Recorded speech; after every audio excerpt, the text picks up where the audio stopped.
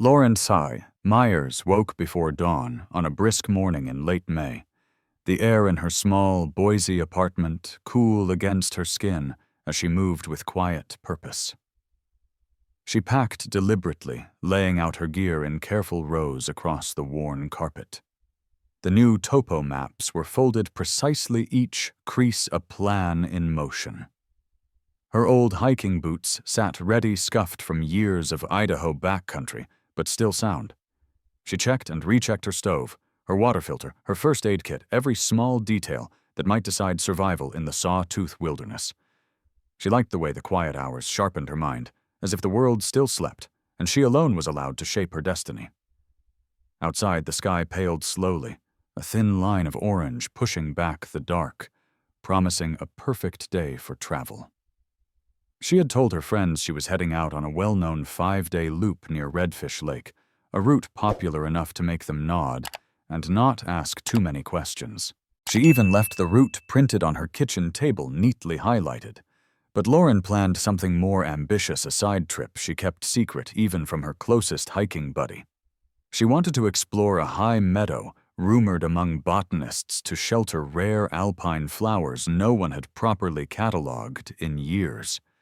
She envisioned the photos she would take, the research paper she might publish, the thrill of rediscovery. She felt restless for this. It was not just a hike, but a declaration of independence, of knowledge, of the idea that no one else could tell her what mattered most. When the morning brightened fully, Lauren loaded her battered Subaru Forester and drove north along Highway 21. The road snaked through dense pine forests and along cold, clear rivers that glinted like silver ribbons under the rising sun. She stopped for coffee in Stanley, the tourist town, still half asleep, the smell of wood smoke drifting in the chilled air. She did not linger. She wanted the trailhead to herself, to hear nothing but wind and the scrape of her boots on granite. She reached the lot before most others and parked in a shaded corner, pulling on her pack with slow satisfaction. It sat perfectly on her hips, heavy but balanced, stuffed with 5 days of food, carefully planned meals, and extra batteries for her camera. She smiled to herself, feeling the strong pull of the wilderness, like a promise she intended to keep. A local couple walked by while she laced her boots, older folks with friendly nods and relaxed smiles.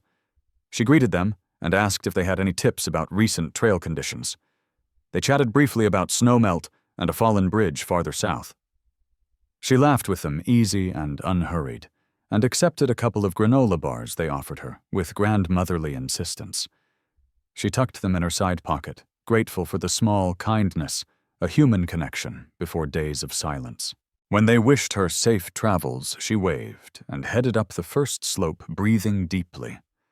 The pine needles were wet with dew, and the cold bit her nose. She loved that. It made everything feel sharper, more vivid. The world narrowed down to the essentials of movement, breath, and observation. Lauren had made this plan for months, saving days off from her part-time wildlife biology gig at the small environmental nonprofit in Boise. She spent evenings in the city reading obscure papers, marking up old maps with pencil lines that curved and twisted like veins across the land. She had even called a retired forest ranger for advice, though she omitted the part about the unmaintained spur trail she intended to follow. She was careful that way. Her roommate had once accused her of being obsessive when it came to prep. Lauren had only shrugged, unconcerned. She believed the wild demanded that kind of attention. She respected it too much to be sloppy.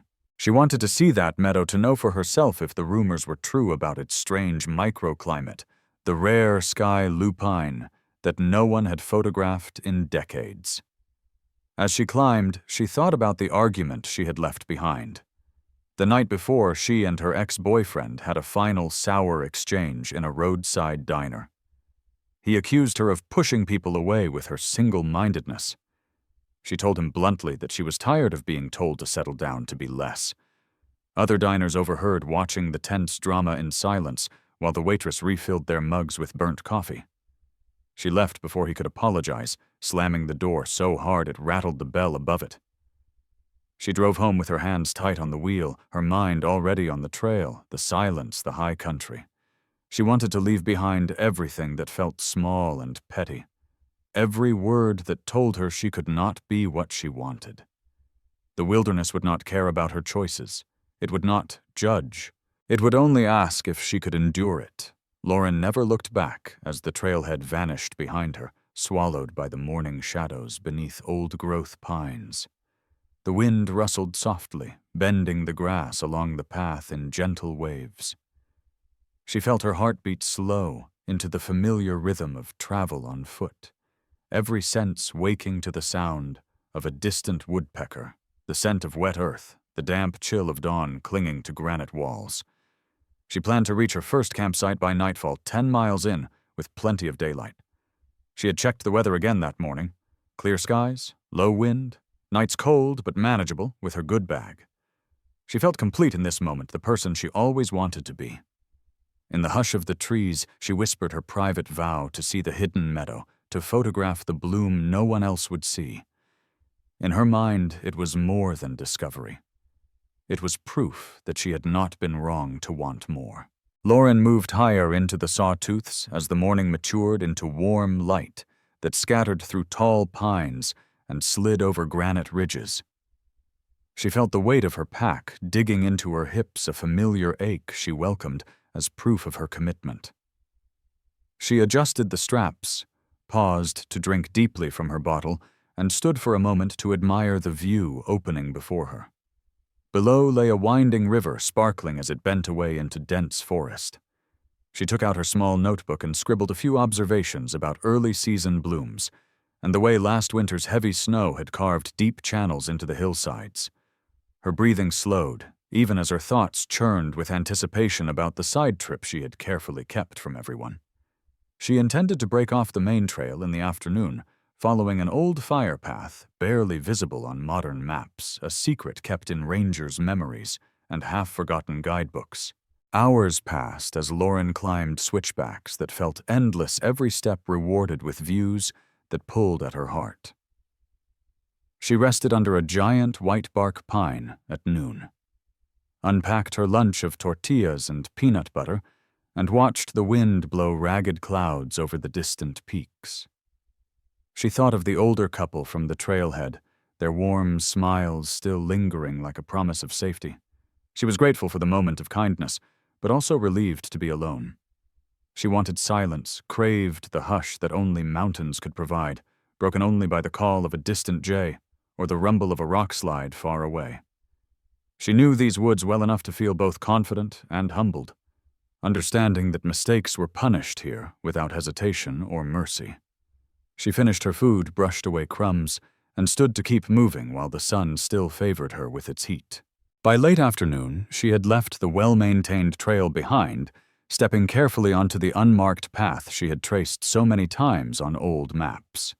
The terrain grew rougher, the underbrush thicker, and the route less obvious with each bend. She paused, often checked her compass, and made sure she left small markers she could spot on her return. She felt a prickling at the base of her skull, the familiar warning of isolation deepening. She told herself it was good that she needed this test of nerve and skill to prove something to herself and to the doubters she had left behind in the city. The sky had darkened, slightly clouds gathering at the western horizon with an ominous thickness she chose to ignore. She wanted to make camp near a small tarn she had marked as her first night's goal, where she planned to photograph alpine reflections at dawn. She found the tarn just as dusk claimed the ridgeline, its surface glassy and black in the failing light. She set her pack down with relief, feeling her shoulders loosen and her legs throb from the final climb. She worked methodically, pitching her tent on a patch of dry ground, hammering stakes with deliberate care, and laying out her sleeping bag with practiced precision.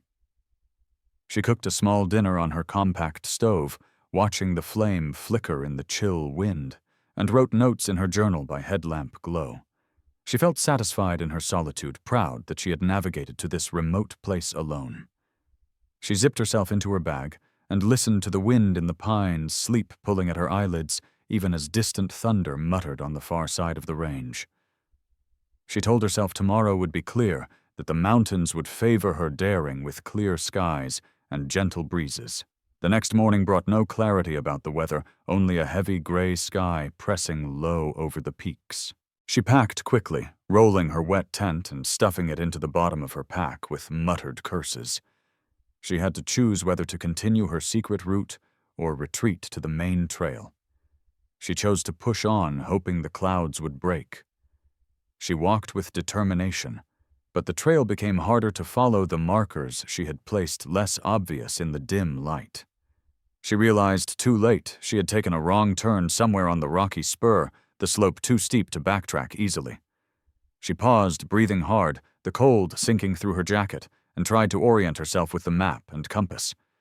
She calmed her racing thoughts, telling herself she could fix this, that she was prepared for such challenges, that she could trust her own sense of direction. Lauren was last seen that day at a gas station on the edge of Stanley, in a brief moment of normalcy that would later haunt her family. Security cameras captured her cheerful smile as she chatted with the older couple one last time, accepting the granola bars with thanks. She looked healthy, confident, and unafraid. No one could know it would be the final image of her alive. Days later, her car was found at the trailhead where she had parked it so carefully, its windows fogged with early morning condensation, a paper note in her familiar handwriting on the dashboard that read simply, "Trust the ridge, not the river." Investigators puzzled over it, guessing it was a personal mantra or a navigation reminder. Her gear in the car was untouched, as if she had vanished into the mountains with no intention of coming back. The first search party arrived at the trailhead under a pale sun that seemed reluctant to offer any warmth. Volunteers from the Boise County Sheriff's Office, local SAR teams, and Forest Service rangers gathered in tight circles, reviewing maps spread over the hoods of pickup trucks. Lauren's car sat nearby, quiet, and accusing the thin layer of dust on the windshield marked only by the swipe of a ranger's glove. They broke into groups and began methodically sweeping the established trails, calling her name with forced optimism that cracked under the pressure of the empty silence. Radios crackled with check-ins and updates, the words clipped and professional, but strained with worry. They knew the terrain was brutal in places, cut with ravines that swallowed sound and sight, equally hiding anything from a hiker to an entire team if the weather turned. By mid-morning, clouds built over the jagged line of the Sawtooth peaks, smothering the pale blue with threatening shades of charcoal and slate. The wind picked up, sending pine needles scuttling across the dirt and pulling at the sleeves of the searchers. Team leaders ordered regroupings, aware that the weather was shifting faster than any forecast had predicted. By noon, the sky opened with icy rain that stung cheeks and blurred visibility to yards instead of miles. Radios hissed with frustration as calls for withdrawal went out. Crews marked their positions, forced to abandon sections they had barely touched. As they pulled back to the trailhead, the rain turned to wet snow, heavy and thick, blanketing tracks and scouring the ground of any sign Lauren had passed through. The storm raged through the night with relentless force, pounding the thin tents of the most determined searchers who refused to leave. In town, worried family members and volunteers watched the gray sky dump inches of heavy slush onto the streets, knowing that every hour of snowfall erased evidence they might never recover. Charles Myers sat in the command trailer staring at the maps on the wall, lines drawn and redrawn, as teams argued over last known sightings and plausible routes. He pressed his fingers into his temples, willing himself to think, to see something they had all missed. His jaw ached from grinding his teeth in restless anger at the storm. He felt certain his daughter was out there alive, waiting for them, shivering under a tarp or in a rock hollow. As dawn broke after the storm searchers found a changed world, the mountains wore new coats of white that gleamed coldly under a sky cleared of all but thin, mocking clouds. Teams regrouped, some equipped with snowshoes and poles, fighting through drifts that buried the trail markers entirely. They called Lauren's name into the icy wind, their breath billowing like ghosts against the pines. Footprints were gone, erased with surgical precision by nature. Dogs strained at leashes, but found no scent on the freshly fallen powder, whining in confusion at handlers who patted their flanks and kept moving. Helicopters circled overhead in slow, methodical grids, their blades thumping over an unbroken white expanse. One pilot radioed in that he thought he saw color deep in a basin, something blue or green, half buried near fallen timber. Teams scrambled to pinpoint the coordinates, but the next day's flyover found nothing but new snow and the twisted shadows of trees. The first sighting was written off as debris, a discarded tarp, or even a trick of light. In town, the maps in the command post were littered with pins and notes, but produced no plan that offered hope. The media began to ask questions in careful tones, the sheriff forced to give interviews in which he assured everyone they were doing all they could. Charles Myers refused to speak to reporters, focusing only on the growing feeling that time was slipping through his fingers like water he could not cup. After a week, resources stretched thin. The official tone began to change. The sheriff's office suggested scaling back the search, shifting to targeted patrols instead of full-scale deployment. They insisted they would not give up entirely, but the meaning was clear. The volunteers felt it like a gut punch, many arguing against leaving so soon. Charles listened to the meeting in stony silence before standing to speak. He told them he understood they could not bankrupt the county for one woman, but he would not stop. He would search on his own if he had to sell everything he owned to fund helicopters and ground teams if it would bring her home. His voice cracked, but he refused to sit until every leader in the room agreed to keep at least a skeleton crew assigned. As the snow began to recede in the valleys over the next days, the damage was clear. The storm had wiped clean any subtle signs they might have followed. No scuffs of boots on wet moss, no broken branches, no discarded wrappers, no footprints leading deeper into the canyon. The dogs were called off. Volunteers from other counties went home. Helicopters were rerouted to a wildfire that had flared in a different forest. Charles Myers stood by his truck in the thinning crowd, arms crossed against the wind, his eyes scanning the mountains that seemed to look back at him with cold indifference. The land that had drawn his daughter with promises of beauty now seemed to conspire in her disappearance, offering nothing but silence in return. Charles Myers sat at his kitchen table long after midnight with the glow of a single lamp illuminating a chaos of maps and notes. He traced his finger along the contours of the Sawtooth ridges, mouthing the names of canyons and passes like a prayer. The official search had dwindled to weekly patrols by a couple of deputies who always looked at him with the same tired sympathy. He refused to accept their resignation.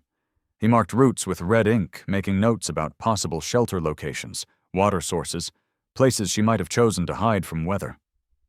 His wife had stopped trying to get him to bed at normal hours. She watched him with eyes that seemed drained of color, but she did not interfere. She understood that this obsession was the last thread connecting him to their daughter in any living way. In June, Charles sold his old fishing boat, the one he had saved for retirement trips with friends. The buyer handed over cash without asking why he seemed so grim. Charles took the money and paid a helicopter pilot who specialized in wilderness tours. The pilot hesitated when Charles showed him the maps and explained what he wanted. He had flown over that region many times, knew its cruel topography, the way shadows swallowed clues from the air. But Charles insisted, offering more cash and a grim determination that made refusal impossible. They flew slow grids over miles of wilderness, banking to peer into gullies and behind granite spires. They saw elk herds and mountain goats, the endless green of old-growth forest, the glitter of hidden lakes, but no sign of Lauren. After one flight, Charles sat in the back seat of the helicopter, staring out the window, his reflection a ghost against the bright sky. The pilot gave him a gentle warning about fuel and costs, trying to soften the blow that they could not do this forever. Charles did not answer. He only tapped the glass, asking for another pass over a steep drainage he felt sure she would have taken. Back on the ground, he paid the man without complaint, his hands shaking slightly as he counted the bills. He walked back to his truck, parked in the dusty lot beside the small airstrip, and sat with the door open, staring at the peaks he felt were taunting him with their silence. When he got home, Charles found Lauren's old notebooks stacked in a corner of her childhood bedroom. He carried them to the kitchen table and spent the night reading her careful notes on alpine species sketches of wildflowers, lists of gear weights and meal plans, and long, thoughtful paragraphs about the ethics of solo travel. He found a page where she had written a mantra underlined twice. Trust the ridge, not the river. He recognized the phrase from the note left in her car.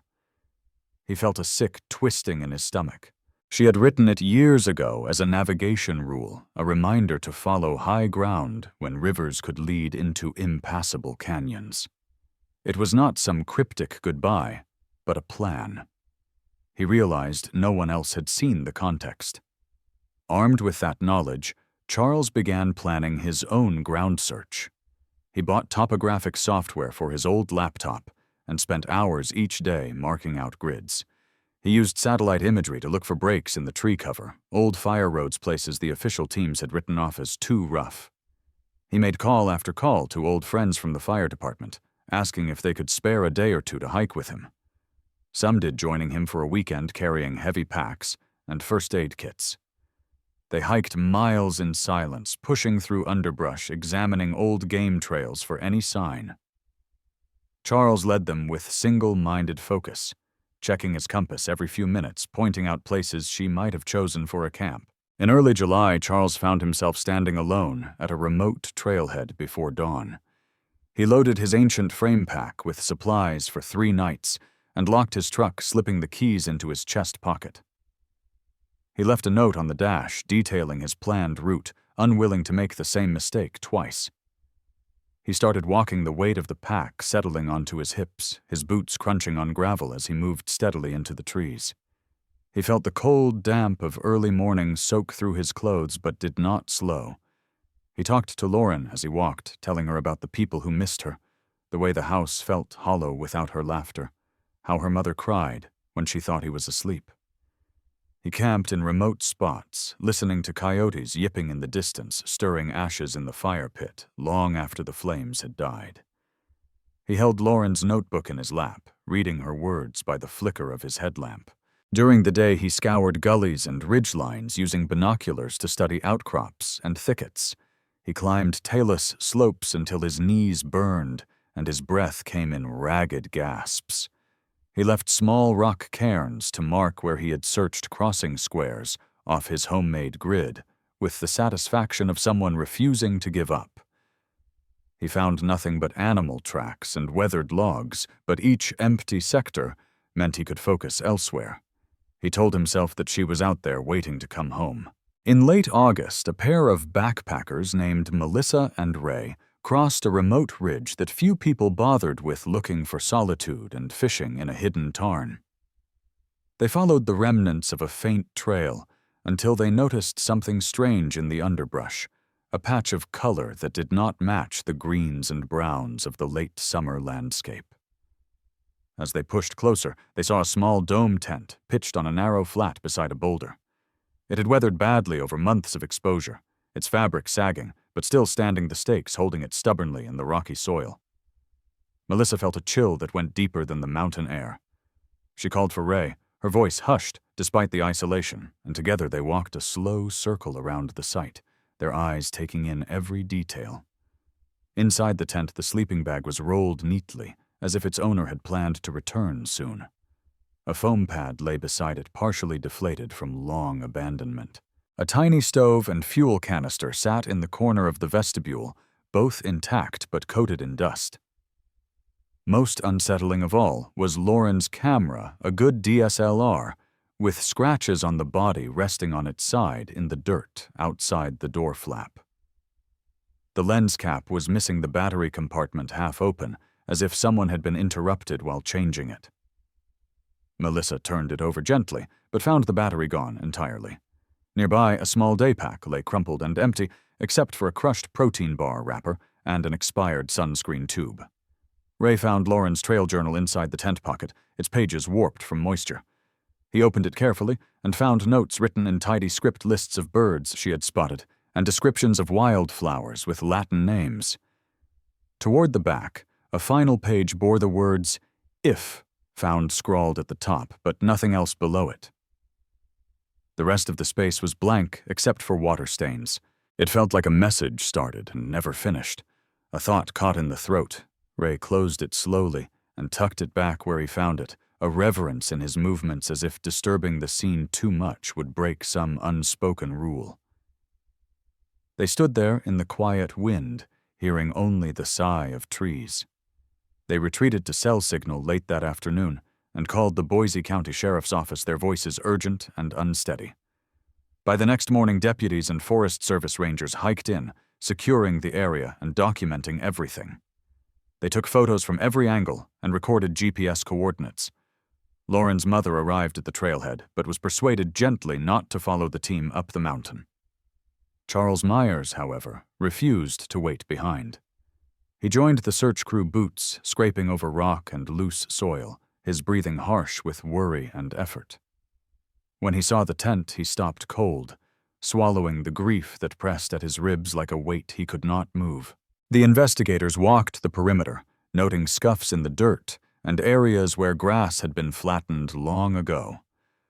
They found no sign of forced entry or animal damage. The tent had not been slashed or pulled down. It was clear someone had left it intentionally planning to return. The daypack's contents suggested she had gone off for a short hike, taking only what she needed for a few hours. More troubling was what they did not find. Her main pack was gone entirely, the big pack with sleeping gear and food for days. Her boots were also missing, suggesting she had not gone barefoot into the harsh landscape, but had laced up with purpose. Charles stood over the camera and felt a sickness twist in his stomach. He remembered buying it with Lauren when she started college, remembered her testing the lens in the backyard, crouching to photograph ladybugs on tomato plants. He picked it up with shaking fingers, brushing away dirt with his sleeve, and then handed it off to a deputy without a word. He turned in a slow circle, studying the site with the unblinking focus of a man trying to will answers from the earth itself. He asked quietly why she would leave her camera behind, why she would walk away from the one thing she valued most. No one answered him. The only sound was the breeze rattling the dying leaves of the aspens. Investigators speculated about wildlife, the possibility she had been startled by a bear or cougar, and fled with her main pack to avoid returning for the day pack. But they found no signs of animal tracks nearby, no torn fabric or scratches that suggested panic. They checked for drag marks in the soil, but the late summer rains had turned much of the ground to slick mud that revealed nothing but water channels and moss. The possibility of human involvement hung in the air, unspoken but heavy.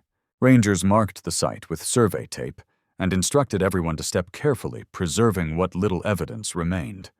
They photographed the footprints of the searchers themselves to help separate them from any older impressions they might later find. As the sun dropped behind the ridge that day, Charles Myers sat beside the tent alone while the others packed up equipment. He ran his hands over the nylon, feeling the ridges of stitched seams like the lines on a map he could no longer read. He whispered Lauren's name over and over, his voice cracking. When a deputy tried to lead him away, he waved him off with an angry shake of his head. He stayed until the stars began to appear in the thin mountain sky, refusing to leave the last place she had called home. He told the wind he would not stop. He told the trees they would not hide her from him forever. After the camp discovery, the sheriff's office decided to try one more push while the weather still held.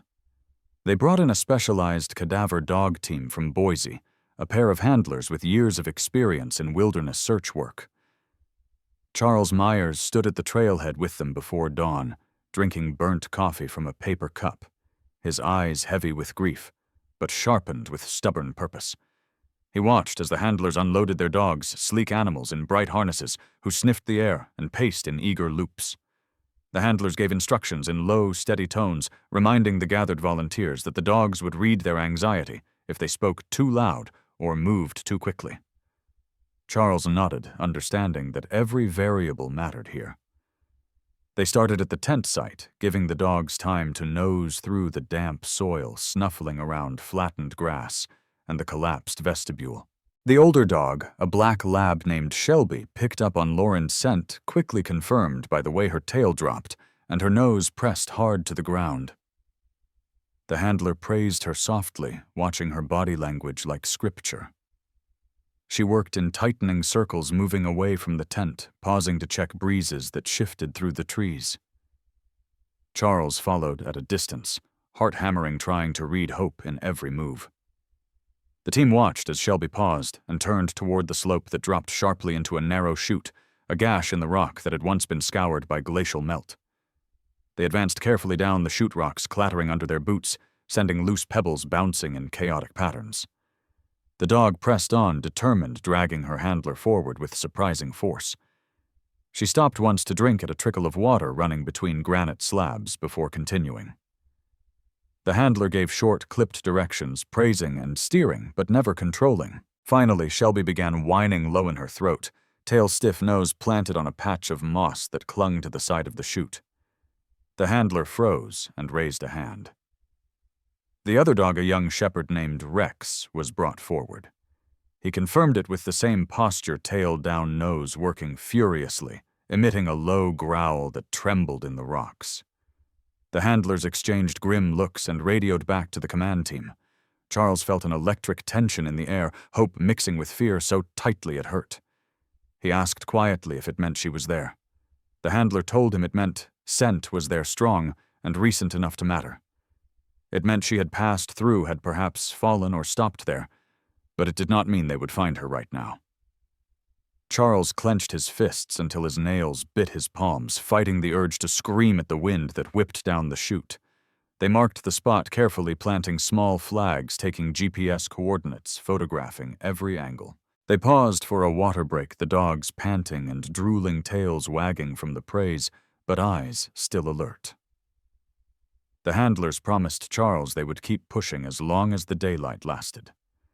They moved further down the chute, but the trail of scent simply stopped. Shelby circled frantically, whining and huffing, pressing her nose to dirt and stone, but finding nothing more. Rex sat heavily, ears back, eyes flicking to his handler with visible confusion. The team tried looping out in expanding spirals, hoping the scent had drifted or split along an unseen path. Nothing. It was as if Lauren had simply vanished. The handlers looked at each other, exchanging the silent language of professionals who had seen too many endings like this. They called the dogs off, giving them water and gentle pets, telling them they were good, even as frustration curdled in the air. Charles refused to leave the chute. He sat on a boulder, staring at the moss where the dogs had locked on. He imagined her boots scraping there, maybe slipping. He thought about the fall that could break bones or worse. He thought about her sitting there in the cold, trying to decide which way to go, scared but determined to survive. The handlers waited respectfully, giving him space. When he finally stood, his knees popping loudly in the quiet, he exhaled hard and told them they would be back tomorrow. He paid them in cash on the spot for an extra day, ignoring the protests about scheduling and budget. He promised more money if they kept looking. That night in town, Charles sat with the lead handler at a diner over dry meatloaf and lukewarm coffee. They spread out maps between the ketchup bottles and salt shakers. The handler explained scent behavior in detail, talking about wind channels, heat rising from rock faces, the way scent could pool in pockets or vanish over ridges. Charles nodded, trying to absorb everything, jotting notes in his small green notebook. He listened like a man starving for knowledge, determined that no detail would escape him. They agreed on a plan to work the chute from the top the next day, hoping to find a branch they missed, a crack or fissure where scent had pooled and lingered. But the second day yielded nothing new.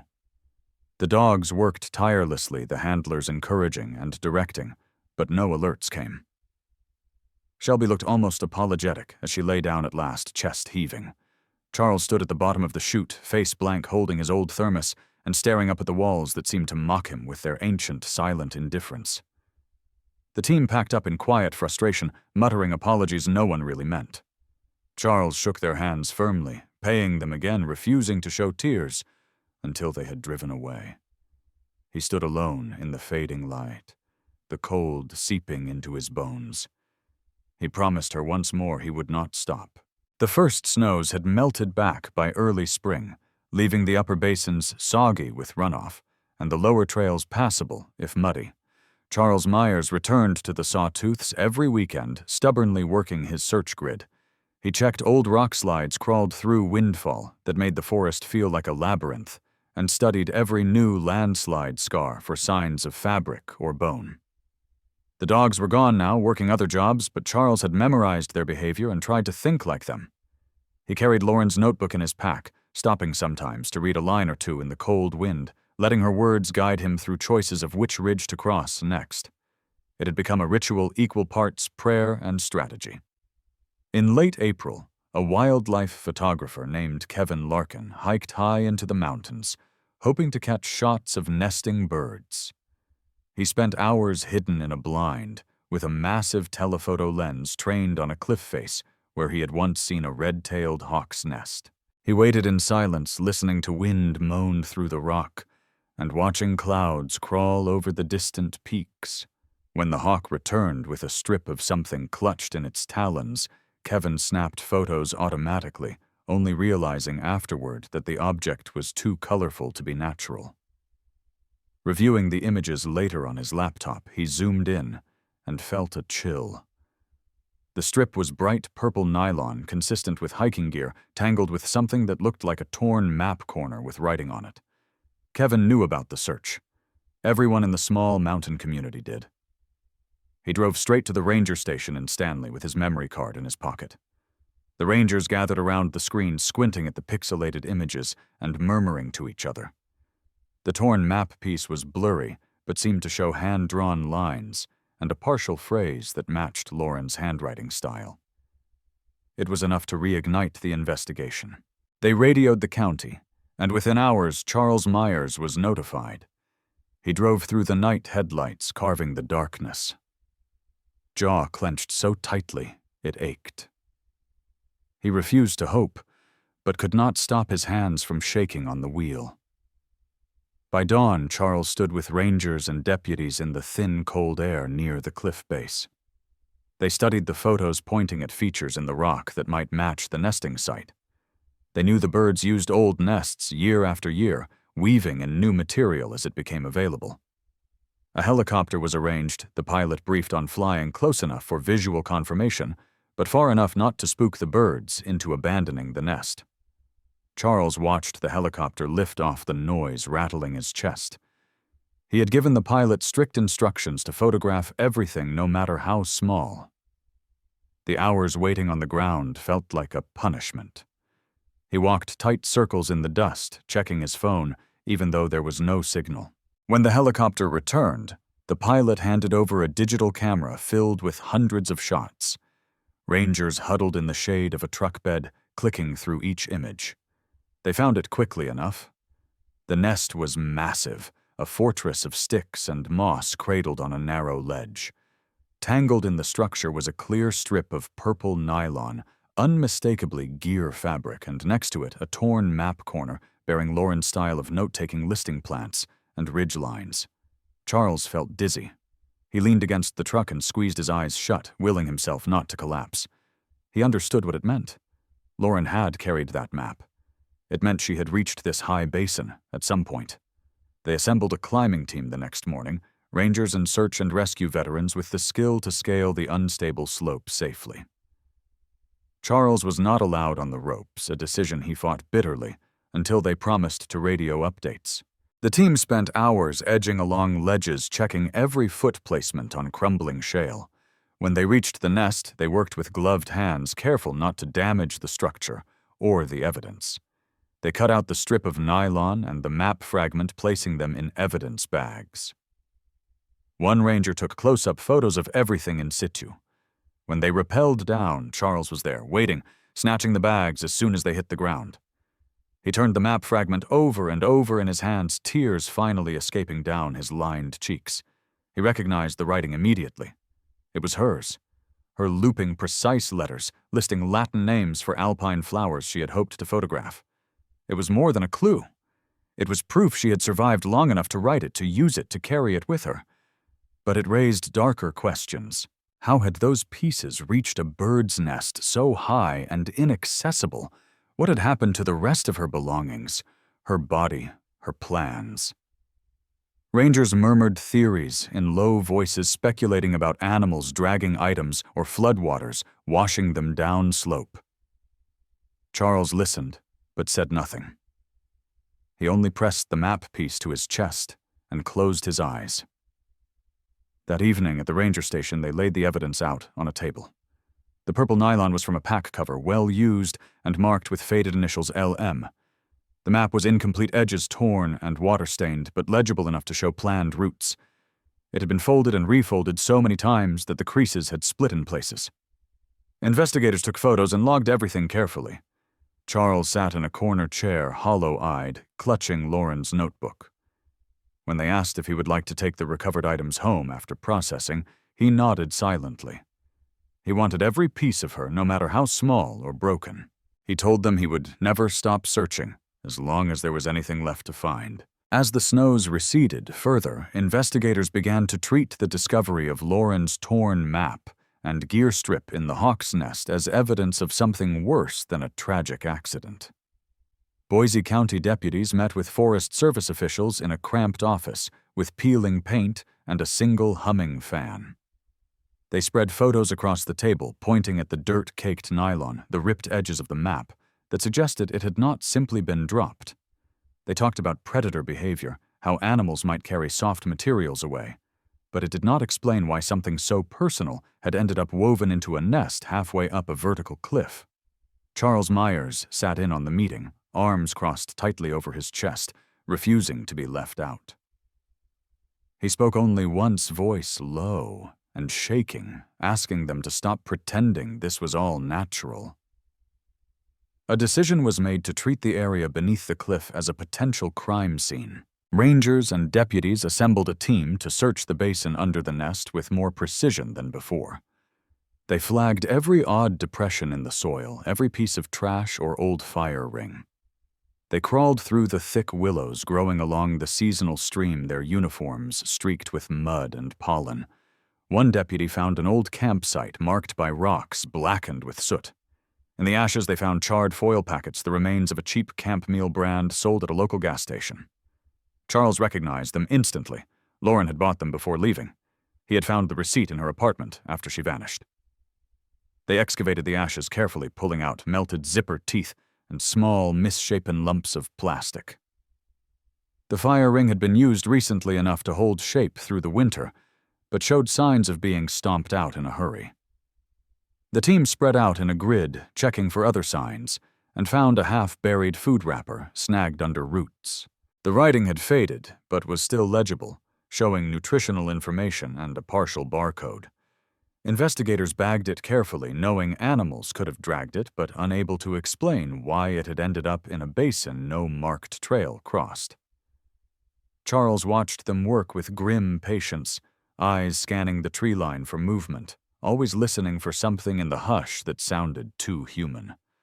As they expanded their grid, they found a narrow game trail leading away from the campsite. It descended steeply, vanishing into a thicket of alder and birch. Deputies marked it with tape, planning to follow it the next day. Charles insisted on going down immediately, leading 2 rangers with unsteady determination. He stumbled twice, catching himself on roots and rocks, the ground slick with melted snow. When they reached the bottom, they found a small clearing with a dry creek bed lined with jagged stones. In the center was a shallow depression no more than 2 feet deep, lined with rocks that did not match the local granite. They had been placed deliberately stacking in unnatural ways that defied the patterns of freeze and thaw. Charles felt his knees give falling hard enough to scrape the skin. He did not feel it. Deputies radioed for forensic support, halting any further disturbance. They posted 2 rangers at the edge of the clearing to keep watch, while the rest of the team climbed back out. Charles refused to leave, sitting on a fallen log with his arms wrapped around his chest. He rocked slightly, whispering words no one else could hear. That night he camped at the basin edge, refusing to return to the ranger station. A deputy stayed with him, offering coffee and silence in equal measure.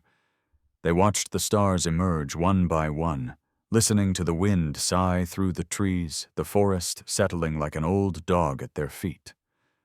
Charles did not sleep. He sat with his eyes open, waiting for morning. At first light, forensic technicians hiked in with metal cases and tarps. They worked slowly, brushing away soil and lifting rocks with gloved hands. The first thing uncovered was a patch of faded blue fabric, shredded but recognizable as technical hiking clothing. Then came the curve of bone, stained dark with earth. Charles turned away, his breath hitching in his throat.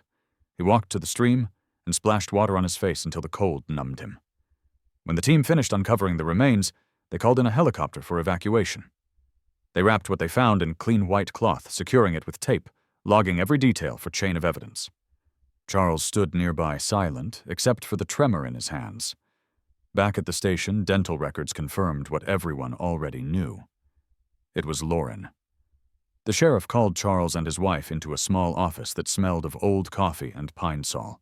He delivered the news in the gentlest voice he could manage, but nothing softened it. Charles did not speak for a long time. When he finally did, he asked only one question. What happened to her?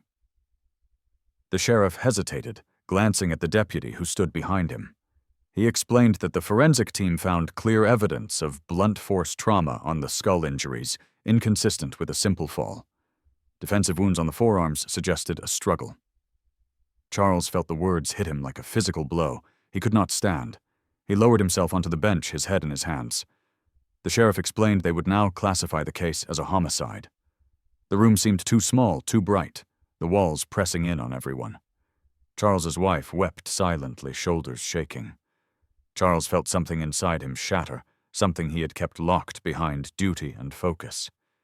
He told them he would bury her himself. He told them they would not bury her alone. He promised her he would not let the man who did this sleep easy another night. When he left the station, he did not look back.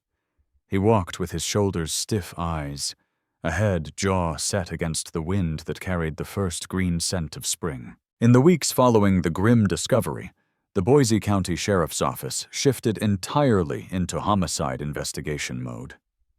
The quiet conference room filled with printed maps, pinned photos, and timelines marked with red ink.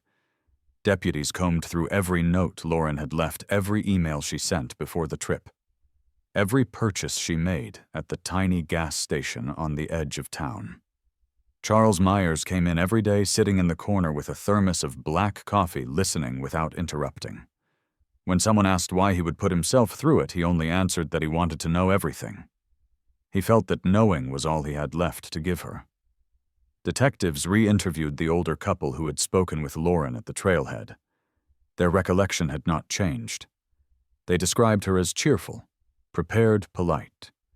But this time, under more focused questioning, the husband hesitated and remembered something else. About 10 minutes after they left her, they passed a man coming up the trail alone. He wore a battered canvas pack and kept his head down. When they offered a friendly greeting, he ignored them, pushing past with a stiff, purposeful stride. They remembered the shape of his face, lean and rough, with a dark scruff of beard eyes sunk in deep sockets. He had not smiled. He had not spoken. Investigators took their description to an artist who specialized in forensic sketches. The resulting image was unsettling. It showed a man in his late 30s or early 40s, hard lines etched into his face, eyes hollowed with exhaustion, or something darker. When the image was circulated around Stanley and other nearby towns, it sparked interest in one particular place. A bartender in Lowman said it looked like a man who had spent weeks in the area last summer. He had come in for meals, paying in cash, and never talking much. He slept in an old trailer by the river and worked odd jobs, mostly fence building, for cash. The bartender remembered the way he watched other people always from under the brim of a frayed ball cap. The sheriff's deputies followed the lead, finding the old trailer unlocked and abandoned. Inside, they discovered scraps of evidence that made the air feel heavy with dread. There was a grocery receipt dated just days before Lauren disappeared, listing the same cheap camp meals found in the fire ring near her burial site. Beneath a false floor panel lay a pair of worn women's hiking boots, coated in mud. The boots were Lauren's size and brand, and Charles identified them without hesitation, tracing his fingers over the scuffs she had put there on past trips. The sight of them made him sink onto the trailer steps, breathing in hard gulps like he was drowning on dry land. Detectives processed the trailer, carefully bagging everything that could hold a fingerprint or DNA. The boots alone were enough to shift the suspect from a person of interest to someone they urgently needed to find. Through calls to day labor offices and ranchers in the region, they pieced together that the man's name was Kenneth Reed. He was 41 years old, with a scattered history that crisscrossed several states. He worked construction and ranch jobs, seasonally often under the table. They found an old assault charge in Colorado that had been pled down to disorderly conduct. They found a sealed juvenile record that hinted at violence. He had no fixed address, moving like a shadow, never staying anywhere long enough to establish roots or friendships. Charles listened to every detail the deputies shared, writing down notes in his daughter's old field book, as if that would make it more real. He asked questions no one wanted to answer. Had Lauren known Kenneth Reed? Had she trusted him at first? Had he followed her from the trailhead, watching for hours before moving in? No one could say. The only certainty was that she was gone, and he was gone too, leaving behind evidence that spoke of planning and cruelty. The sheriff promised Charles that they would find him. He did not promise that they would bring him in alive. Charles only nodded, saying quietly that he would take either. The investigation spread across state lines. Deputies coordinated with the Idaho State Police, the U.S. Marshals Service, and neighboring sheriff's offices. They tracked Kenneth Reed's movements with credit card records and eyewitness tips. He had worked briefly in Montana, cashed out, and disappeared south. They guessed he might have drifted into Oregon or Nevada, or even back to Colorado where he had once been arrested. The search felt like chasing smoke. Charles spent his evenings in the command room, staring at the map, pressing his finger onto red pins that marked Reed's last confirmed sightings. He would mutter to himself about the routes Lauren had planned, the ridges she had trusted. He would close his eyes and imagine how this man had followed her, how he had waited for his moment. Late one night, Charles sat alone at the ranger station with the lights off, the silence heavy and suffocating. He thought about Lauren's gear in the hawk's nest, those torn scraps of map and purple nylon stolen by nature, but given back like a message. He wondered what she had felt when she realized she was being hunted, if she had known what was coming. He ran a calloused hand over his face, feeling the deep grooves time and grief had carved there. He made a promise to her in that silence, a promise as old and simple as the mountains. He would find the man who did this. He would bring him back, no matter how long it took, no matter what it cost him. Kenneth Reed drifted through the West for months after Lauren's body was found, living out of motels and work camps, sleeping in the back of rusted trucks on forgotten service roads. He took day labor jobs when he had to fencing and roofing in the blistering sun, saying little to anyone who tried to make small talk. He paid in cash at diners where waitresses remembered his hollow stare, but not his words. His name was given carefully, sometimes not at all. He shaved his beard with a dollar store razor in gas station bathrooms and burned old clothes behind cinder block walls outside town limits. But he could not erase the lines from his face or the edge in his voice. Deputies pieced together his movements from receipts and whispered recollections. They tracked sightings through Montana, Idaho, Wyoming, and Oregon, each place giving them only another lead instead of a finish line.